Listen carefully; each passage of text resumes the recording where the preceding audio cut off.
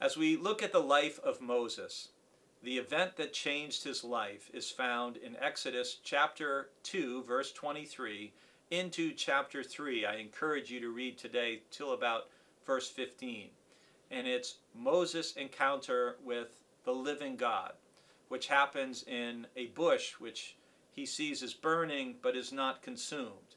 And Moses stops to see this extraordinary sight, and God begins to speak to him. And we hear these words in the verse of the day, chapter 3, verse 6. He said further, I am the God of your father, the God of Abraham, the God of Isaac, and the God of Jacob. And Moses hid his face, for he was afraid to look at God. So here you have this remarkable experience that he's having of, in a sense, God choosing Moses to be God's instrument, God's agent in the world. And I mean, it's just hard to fathom this. And in movies like the Ten Commandments, I mean, how do you display, how do you communicate this experience?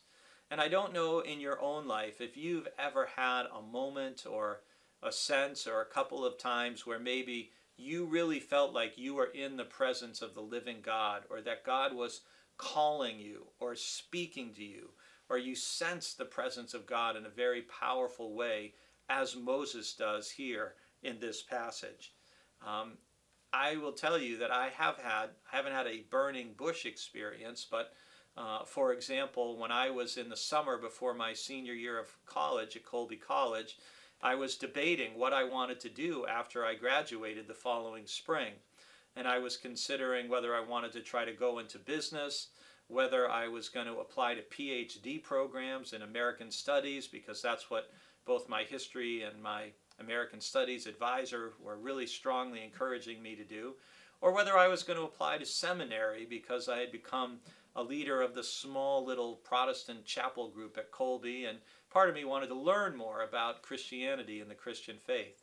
So that summer I'm contemplating which of these paths should I choose, what should I do, and in a worship service at the Temple in Ocean Park, Maine, Dr. Harold Beck preached a sermon on the patience of God based on the story and found in Luke chapter 15 and verses 11 to 32 about the father with the two sons.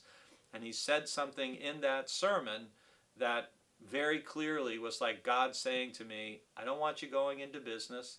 I don't want you going to graduate school to be a professor. I want you to go to seminary. Not that there's anything wrong with going into business or being a professor, but God's call on my life very much came through that experience, just as Moses heard God speaking through a burning bush.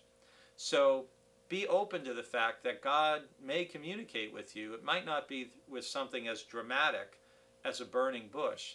It could be somebody you know who says something that God uses them to communicate with you.